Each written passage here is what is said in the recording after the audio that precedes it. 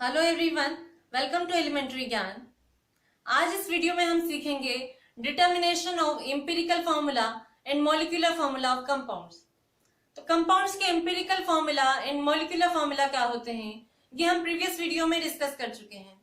और हमने ये भी डिस्कस किया था कि जब भी किसी कंपाउंड का एनालिसिस किया जाता है तो सबसे पहले उसके क्वालिटेटिव एनालिसिस से हमें उसके कॉन्स्टिट्यूएंट्स एलिमेंट्स का पता चलता है एंड देन उसका क्वांटिटेटिव एनालिसिस किया जाता है। And quantitative analysis gives us the mass percentage composition of each element present in that compound. मतलब उस कंपाउंड में जो एलिमेंट्स प्रेजेंट हैं उनका परसेंटेज कंपोजिशन कितना है बाय मास, ये हमें क्वांटिटेटिव एनालिसिस से पता चलता है। एंड देन उस परसेंटेज कंपोजिशन से हम क्या कर लेते हैं, उस कंपाउंड का एम्पिरिकल फॉर्मूला कैलकुलेट कर लिया जाता है। एंड फाइनली उस एम्पिरिकल फॉर्मूला से मॉलिक्यूलर फॉर्मूला बना लिया जाता है। तो एम्पिरिकल फॉर्मूला डिटरमिन करने के लिए एक प्रोसीजर होता है, मतलब कुछ स्टेप्स होती हैं जो हमें फॉलो करनी होती हैं। तो एम्पिरिकल फॉर्मूला डिटरमिन करने के लिए कौन कौन सी स्टेप्स होती हैं वो हम एक क्वेश्चन की हेल्प से समझेंगे। मतलब मेरे पास एक सैंपल प्रॉब्लम है, उसको हम सॉल्व करके ये सीखेंगे कि एम्पिरिकल फॉर्मूला कैसे डिसाइड किया जाता है। सो लेट अस सी। क्वेश्चन है, a compound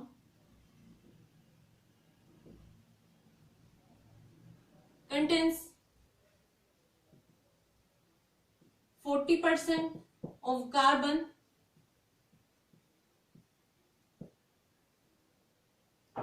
6.67% of hydrogen and 53.33% oxygen. Find its molecular formula. If its molecular mass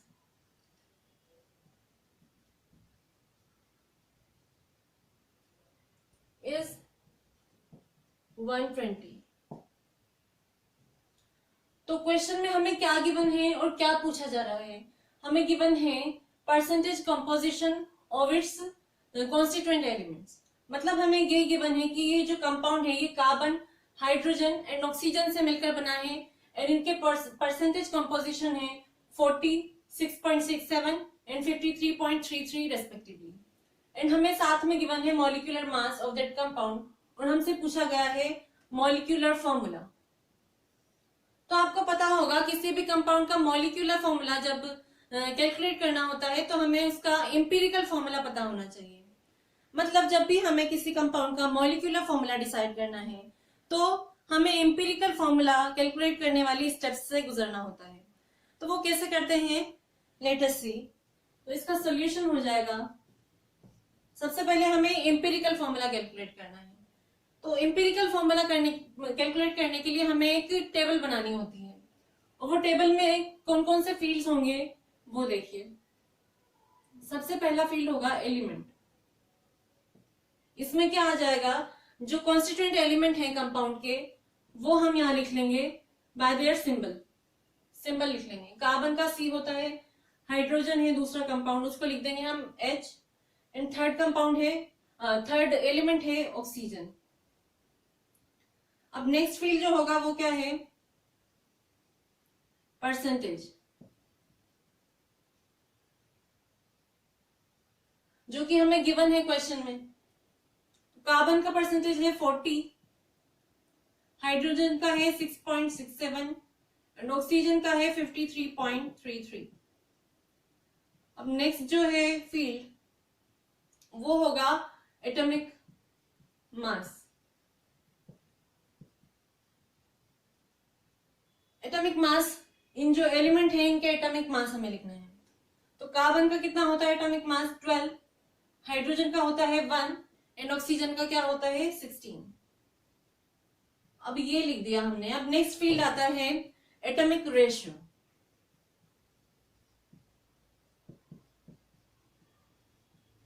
atomic ratio क्या होता है? Atomic ratio is nothing but the ratio of percentage composition of element in their atomic masses. मतलब ये वाला जो field है इसको हम इस वाले फील्ड से डिवाइड कर देंगे तो एटॉमिक रेशियो हमें पता चल जाएगा। एटॉमिक रेशियो को रिलेटिव नंबर ऑफ एटम्स भी कहा जाता है। मतलब कंपाउंड में जो रिलेटिव नंबर ऑफ एटम्स हैं या फिर हम कह सकते हैं नंबर ऑफ मोल्स, वो भी क्या होगा? एटॉमिक रेशियो होगा। तो एटॉमिक रेशियो का फॉर्मूला क्या है? Percentage of element divided by its atomic mass।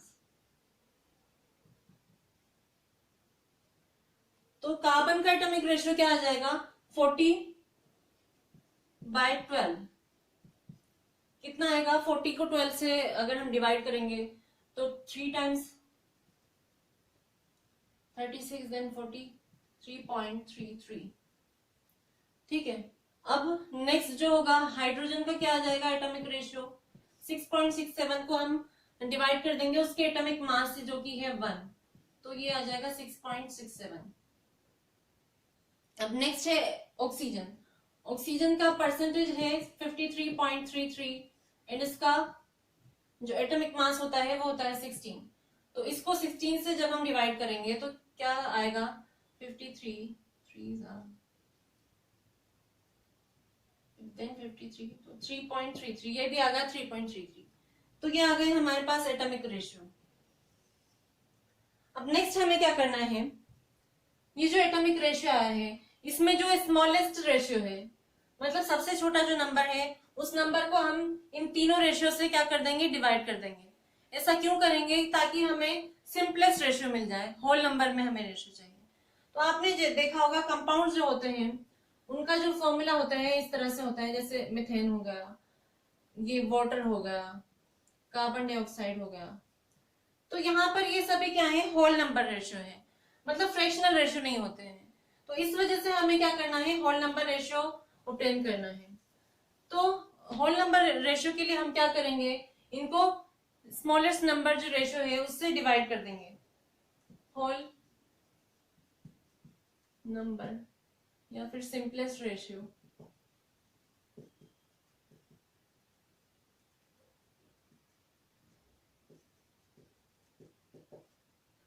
तो 3.33 डिवाइडेड बाय 3.33 कितना आ जाएगा? 1।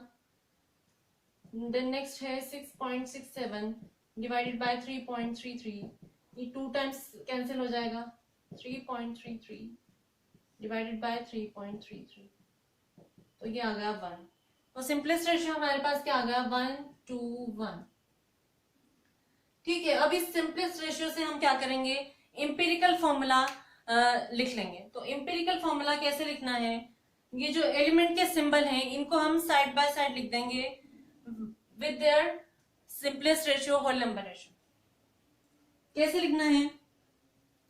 एम्पिरिकल फॉर्मूला, EF से मैंने एम्पिरिकल फॉर्मूला को शॉर्ट में लिखा है।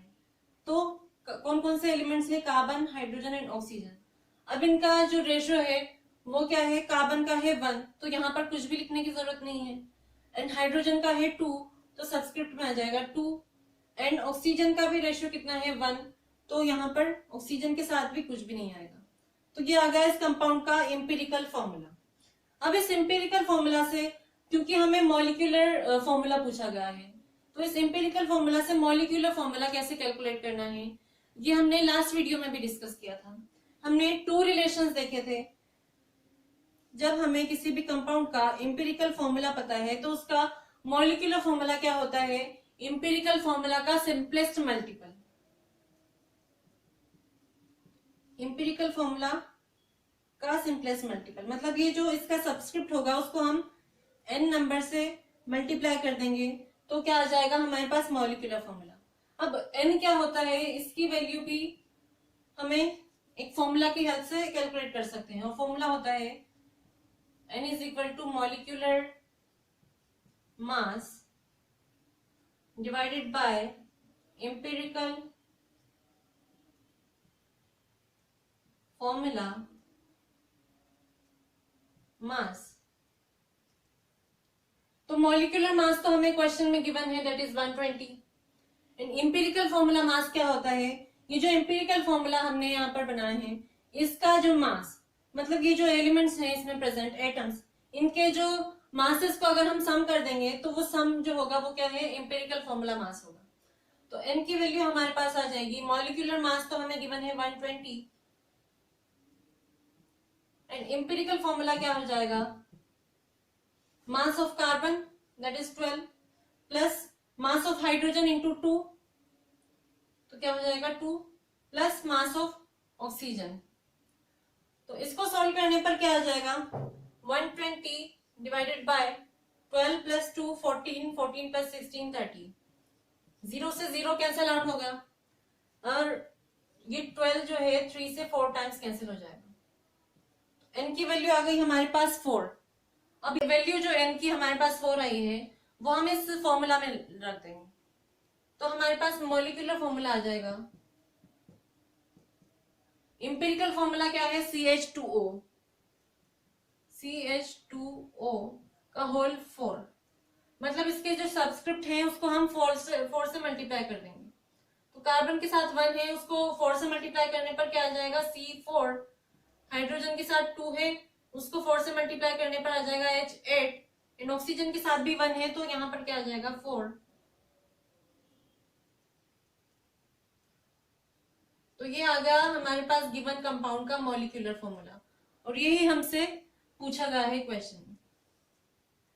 तो इस तरह से किसी भी कंपाउंड का अगर हमारे पास परसेंटेज कंपोजिशन गिवन है तो उसकी हेल्प से हम सबसे पहले क्या कर लेंगे? उसका एटॉमिक रेशियो कैलकुलेट करते हैं। मतलब फर्स्ट स्टेप होती है एटॉमिक रेशियो हमें कैलकुलेट कर लेना है। वो कैसे करते हैं? उसका फॉर्मूला है, जो परसेंटेज कंपोजिशन है उसको एटॉमिक मास से डिवाइड कर देना है। तो एटॉमिक रेशियो जब आ जाएगा तो हम क्या कर देंगे? इसको सिंपलेस्ट होल नंबर रेशियो में कन्वर्ट कर देंगे, अगर ये फ्रैक्शनल है तो। वो कैसे करना है? या तो हम उसको एक सुटेबल मल्टीपल से मल्टीप्लाई कर देंगे, या फिर अगर वो फ्रैक्शनल है तो हम उसके फिगर्स को राउंडिंग ऑफ करके होल नंबर रेशियो बना देते हैं। अब ये होल नंबर जो रेशियो आ गया, इससे हम इंपेरिकल फॉर्मूला कैलकुलेट कर लेंगे। वो कैसे करते हैं? जो एलिमेंट्स इसमें प्रेजेंट हैं उनके सिंबल्स को हम साइड बाय साइड लिख देते हैं, और साथ में उनके सब्सक्रिप्ट लिख देनी है, सब्सक्रिप्ट में लिख देना है उनका जो रेशियो है। तो ये आ गया इंपेरिकल फॉर्मूला।